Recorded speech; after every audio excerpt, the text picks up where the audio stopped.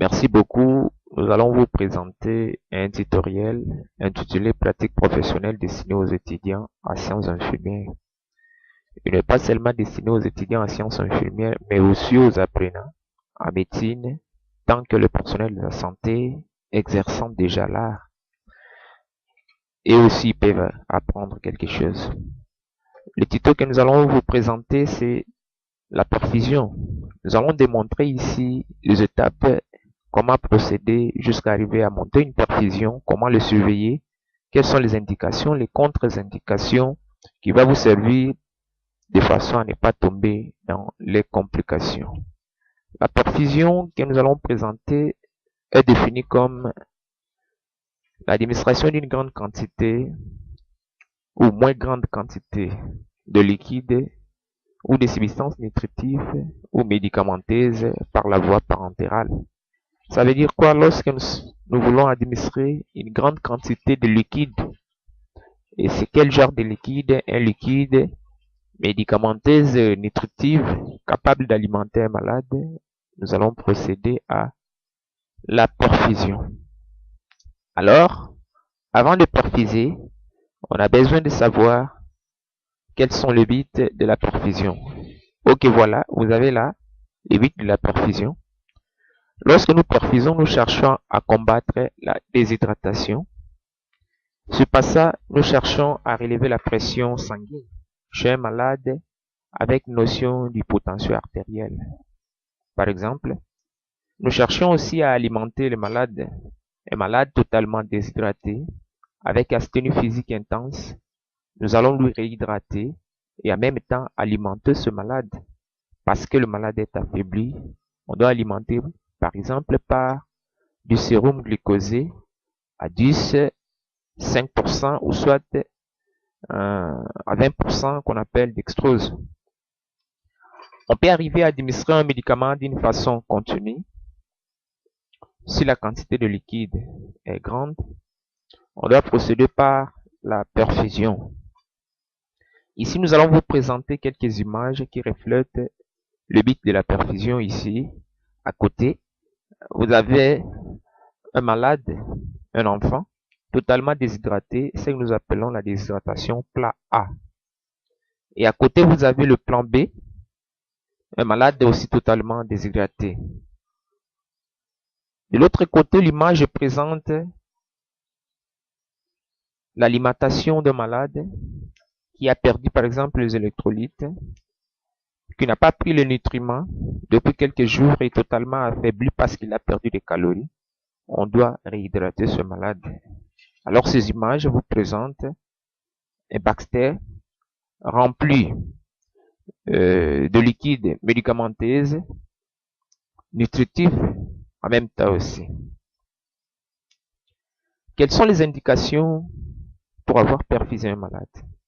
On peut avoir perfusé un malade lorsque nous sommes devant une choc hémorragique. Le malade a subi un traumatisme, il y a eu accident de trafic routier, le malade fait une hémorragie et cette hémorragie peut amener le malade à être perfusé. En cas de déshydratation, à cause de divers signes ou complications qui peuvent arriver, par exemple le vomissement, le malade qui a vomi pendant beaucoup de temps et de vomissements en jet avec plusieurs épisodes, on doit l'alimenter, on doit le réhydrater. Un malade diarrhéique avec la diarrhée, plusieurs épisodes, lui aussi a besoin d'une perfusion. Un malade qui a transpiré abondamment, il a perdu beaucoup des électrolytes, ce malade doit être aussi perfusé. En cas de brûlure étendue, on doit aussi perfuser le malade parce qu'il y a eu destruction de cellules. Parce qu'il y a eu destruction de cellules, l'eau, l'élément prépondérante à 98% au moins dans une cellule, alors ce malade a perdu beaucoup des électrolytes, doit être perfusé. En cas d'hypotension, comme nous avons parlé dans le but de perfusion, le malade hypotendu doit subir une perfusion pour relever la pression sanguine. En cas des infections de voies digestives, empêcher l'alimentation normale. Nous prenons par exemple la péritonite. est malade avec notion de péritonite, a obstention à manger et à boire, alors ce malade-là doit être alimenté et réhydraté par la perfusion dans une grande quantité de liquide. En cas des infections graves empêchant la prise de médicaments par voie péronce, on va aussi perfuser. Ici, nous vous présentons quelques images reflétant les indications de la perfusion. À côté, vous avez un malade qui a subi un traumatisme avec accident et ce malade est en train de saigner vraiment d'une façon très très grave. Alors, on risque de perdre une grande quantité du sang ici et le malade sera en choc. Le choc qui va amener à une hypotension et c'est cette hypotension qui sera l'indication de la perfusion chez ces malades. Vous avez à côté ici un malade brûlé avec brûlure vraiment étendue. Vous avez de brûlure au niveau du membre supérieur, brûlure à la face latérale gauche du thorax et vous avez le brûlure au membre inférieur à la face latérale gauche aussi. Quand vous prenez 9% au niveau du membre supérieur, vous avez 9% au niveau du visage, vous avez 9% au niveau du thorax et 6% au niveau du membre inférieur. Calculez la totale et vous allez trouver que ce malade a un brûlure vraiment étendue. Ici, nous avons les contre-indications de la perfusion. Bien que la perfusion est une technique qui nous aide à suppléer le malade devant diverses complications, mais aussi la perfusion est contre-indiquée. Dans quel cas on peut contre-indiquer la perfusion? Lorsque vous êtes devant vous, vous avez des médicaments vénotoxines. Ce sont des médicaments qui sont contre-indiqués à être administrés par la voie intraveineuse. Là, c'est une contre-indication de la perfusion. Lorsque vous êtes devant un membre hémiplégique, ou soit vous êtes devant un membre paralysé, là, il est contre-indiqué de perfuser. Directement ici, nous vous présentons l'image qui reflète un malade paralysé. Vous voyez le membre ici, c'est un membre qui est paralysé. Et vous voyez le membre inférieur de l'autre côté, il est aussi paralysé. Alors, on parle de l'hémiplégie. Et cette partie du corps ne peut jamais subir une perfusion parce que c'est un membre qui est paralysé et la partie est totalement paralysée. Pour perfuser, on doit avoir du matériel. Et parmi les matériels, nous avons détaillé la liste de matériel qu'il faut se servir pour pouvoir perfuser un malade. Nous avons le Basse-Terre. Le Basse-Terre, si je veux le présenter, je vais rentrer encore. Là-dessus, je vais vous présenter le Basse-Terre, il est là. Après le Basse-Terre, nous avons la trousse à perfusion. Je vous remets ici pour vous montrer la trousse à perfusion. Vous avez la trousse à perfuser. Il est là. À part la trousse de perfusion, il faut avoir des bandes adhésives qu'on appelle sparadrap. Il faut avoir le guide que nous appelons cathéter ou soit épicranienne. Il faut utiliser un cathéter souvent lorsque vous êtes devant une perfusion en durée prolongée. La potence, je vais vous démontrer et vous montrer aussi la potence. Il est là. Vous avez la potence que vous allez utiliser pour suspendre votre perfusion. Et après la potence, qu'est-ce qu'il faut utiliser encore? Il faut utiliser un garrot. Et garrot va vous aider à trouver la veine et à immobiliser cette veine-là. Il faut avoir un tampon de Watt et un désinfectant. Et ce tampon de Watt doit être divisé en deux. Vous avez un tampon de Watt imbibé de désinfectant pour désinfecter l'acide que vous allez prélever la veine et un tampon de Watt sec. En cas où vous voulez enlever le guille, vous allez vous servir du tampon de Watt sec. Il faut avoir un bassin, ou soit un bassin réuniforme que vous allez déposer vos produits et vos matériels de préparation de la perfusion. Il faut avoir une seringue. Si vous avez besoin d'ajouter sur le Basse-Terre rempli de liquide quelques médicaments, vous allez vous servir de la seringue. Il faut avoir un plateau que vous allez déposer le matériel stérile et couvert d'un champ stérile. Le chariot de soins qui va vous servir à vous déplacer pour aller vers le malade dans sa chambre. Il faut avoir la pince intermédiaire qui va vous servir chaque fois. Si vous voulez casser des ampoules, vous allez utiliser la pince intermédiaire pour casser des ampoules. Vous avez une paire de ciseaux qui va vous aider chaque fois à couper le sparadrap. Il faut avoir les dossiers du malade pour comprendre il s'agit de quoi et qu'est-ce que vous voulez faire, quelles sont les indications, quel est le but poursuivi lorsque vous perfusez votre malade. C'est pas encore fini. Il faut avoir la montre pour calculer le débit, avoir un stylo pour noter dans le dossier du malade tout acte que vous allez commettre sur le malade. Avoir un attel pour fixer en cas d'un enfant. Vous allez immobiliser le membre pour ne pas perdre la veine chaque fois. Quel liquide il faut utiliser? Nous avons généralement deux types de liquides. Nous avons la solution hypertonique et la solution isotonique. Les accidents peuvent arriver lors de la perfusion. Les accidents sont locaux et ils sont généraux. Dans les accidents locaux, nous avons l'hématome en cas de perforation de la veine. Par exemple, je vous montre un hématome en cas de perforation de la veine. Voilà comment est-ce qu'il va se présenter. Nous avons la nécrose locale des tissus. Je vais vous présenter les images qui reflètent la nécrose tissulaire. Vous voyez, ces tissus sont nécrosés à cause de la mauvaise technique appliquée lors de la perfusion qui a fait que le tissu de la périphérie soit nécrosé et vous avez nécrose des tissus. À part la nécrose des tissus, on peut avoir la sclérose veineuse, une sclérose au niveau de la veine. Voilà, ce sont des veines qui sont sclérotiques et ces veines ici ont subi une perfusion avec le prélèvement de la veine traumatique, c'est ce qui a amené à la sclérose de la veine.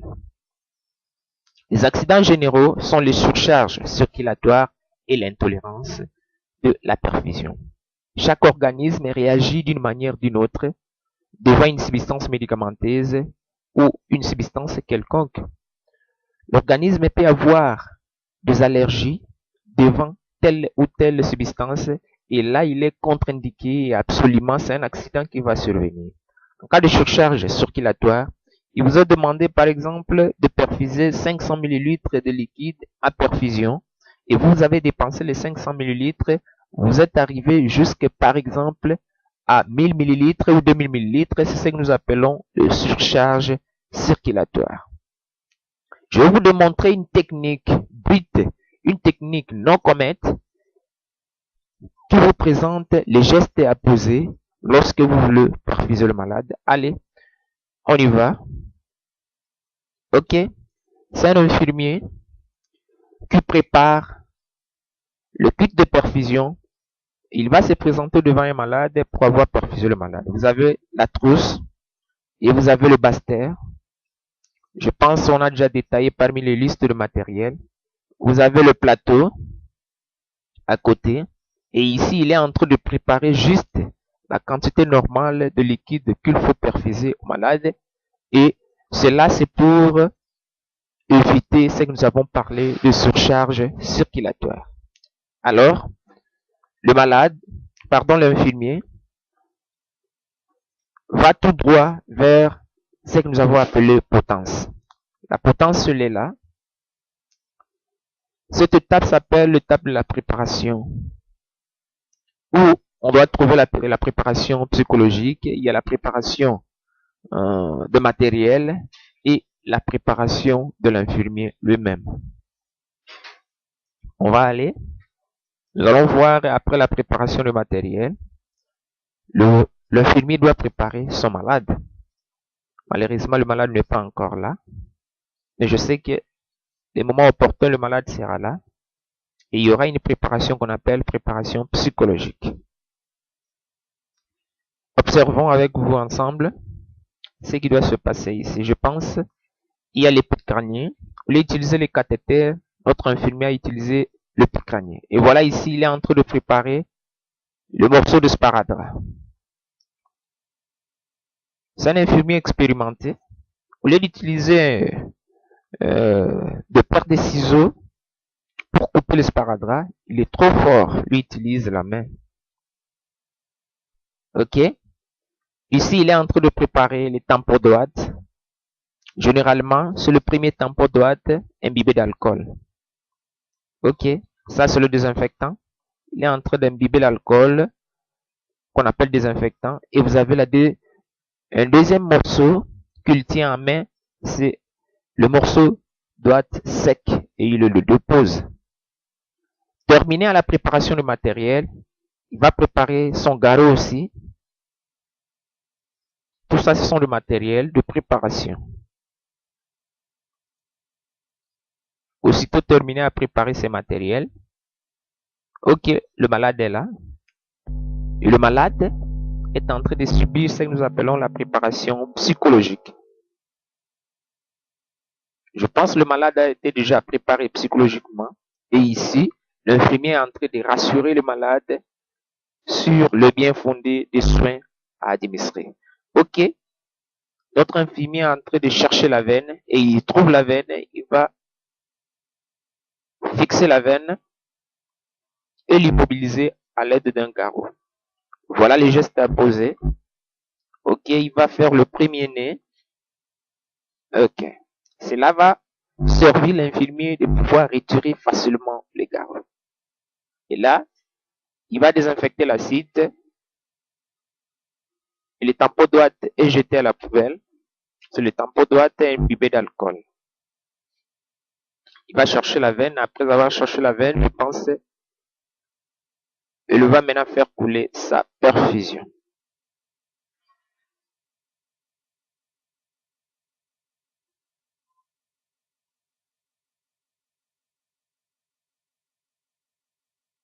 Je pense la veine est trouvée. Ok. À l'aide de bandes adhésives qu'on appelle sparadrap. Ok. Il va fixer le cathéter ou soit l'épicrânien.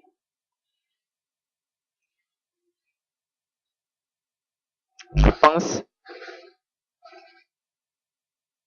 c'est le plus important des gestes à poser. Et ici, nous voyons notre infirmier en train de présenter ce que nous appelons protocole et nous allons voir ça plus loin. Dans la surveillance d'une perfusion, lorsqu'on termine à placer une perfusion, on doit avoir surveillé la perfusion. Qu'est-ce qu'on va surveiller? Trois éléments très importants. Nous avons l'écoulement de la perfusion. Comment est-ce que la perfusion est en train de couler? Le débit, c'est la quantité de liquide à faire couler par minute. Et l'endroit perfusé pour éviter ce que nous avons appelé hématome, nécrose tisculaire et sclérose veineuse. On peut arriver à faire couler certainement deux perfusions au même moment, ou soit la perfusion et en même moment administrer un autre médicament par voie intraveineuse, mais cette fois-ci direct. On y va.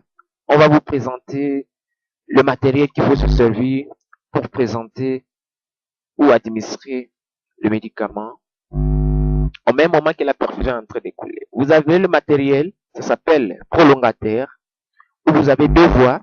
Vous avez une voie où on va connecter la perfusion, là, au-dessous, et vous avez l'autre voie où on va faire administrer le liquide. On suppose qu'ici, on a déjà placé la perfusion doit couler, et chaque fois que vous voulez injecter une substance médicamenteuse en intraveineuse directe, vous allez de l'autre côté et directement vous supprimez l'autre connexion à la veine. Vous voyez, il y a un dispositif qui va vous aider à supprimer la connexion de l'autre bord veineuse. Ok, je pense ici, vous avez vu, il s'appelle prolongateur. Et voilà ici, aussitôt terminé, l'autre côté est bloqué et on va remettre la perfusion de l'autre côté.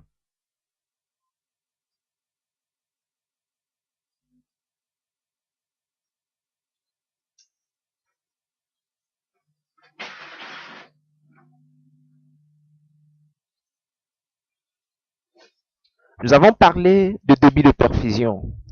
Pour arriver à déterminer le débit de la perfusion, on doit calculer cela. Il y a une formule générale, la formule très simple, qui est la quantité exprimée en millilitres, que vous allez multiplier par la valeur de la trousse que vous avez utilisée, et généralement, la valeur standard, c'est 20, que vous allez diviser par les temps déterminés par le prescripteur de liquide, et cela sera exprimé en minutes, où vous voyez le chiffre 60 parce que une minute est exprimée à 60 secondes. Les résultats obtenus seront les résultats exprimés de gouttes par minute. Si vous ne voulez pas utiliser cette formule, il y a une formule abrégée qui nous dit quantité en millilitres sur le temps multiplié par 3. Les 3 vient d'où? C'est là où on a fait la division par 20 et la division par 20. Et ici, nous avons 1. Et de l'autre côté, nous avons 3. Et le 1 est anonyme. Il n'apparaît pas. Et le 3 apparaît. Et à la fin, n'oubliez pas de présenter ce que nous appelons fiche technique pour la surveillance de la perfusion.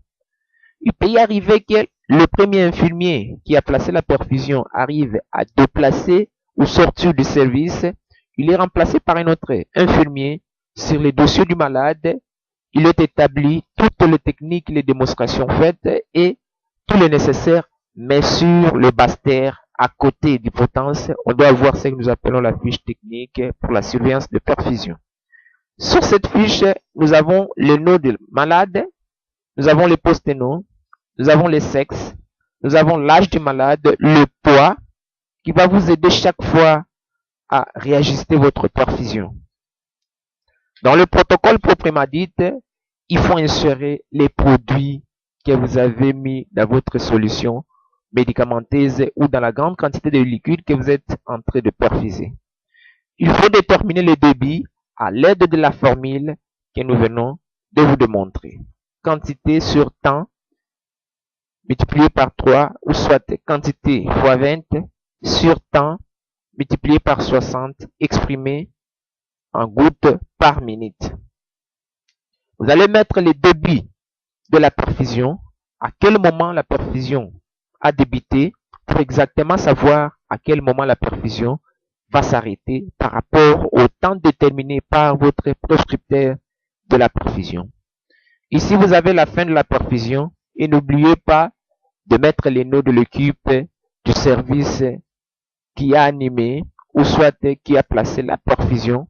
Et cela incombe de la responsabilité de la personne être responsable en cas d'une complication parce qu'il est mandaté au nom de l'art de la science. Nous vous remercions tous parce que vous avez pris la chance ou soit vous avez suivi à long et à large de petits éléments, la démonstration et le nécessaire qui va vous servir de pouvoir exécuter l'art des soins infirmiers à toute sincérité et prudence. Nous remercions l'équipe qui nous a permis à la rédaction. Il y a Madame Claudel Malouma et les autres techniciens en soins infirmiers. Nous avons l'ingénieur Miguel qui nous a servi pour le montage de ce tutoriel, que nous remercions aussi. Pour toutes vos remarques, n'oubliez pas de nous appeler sur le numéro 00243 89 78 23 336, soit le 00243 82 31 31 encore 473, ou soit les 00243 85 32 47 440, ou soit écrivez-nous sur notre adresse mail qui est jd-billiard@yahoo.fr, soit rejoignez-nous sur Facebook avec le nom de Jean Didier Mbilia. Vous pouvez aussi accéder à notre site Facebook à la page publicitaire qui est Mirez Santé. Nous vous remercions. L'image de celui qui vous a présenté le tuto, il est là. Alors la science appartient à tout. Même nous les Africains, nous avons la science. N'oubliez pas de nous écrire sur vos suggestions. C'est que vous désirez qu'on fasse pour vous. Le tuto que vous désirez avoir sur nos adresses que nous venons de publier. Ok, merci. À bientôt.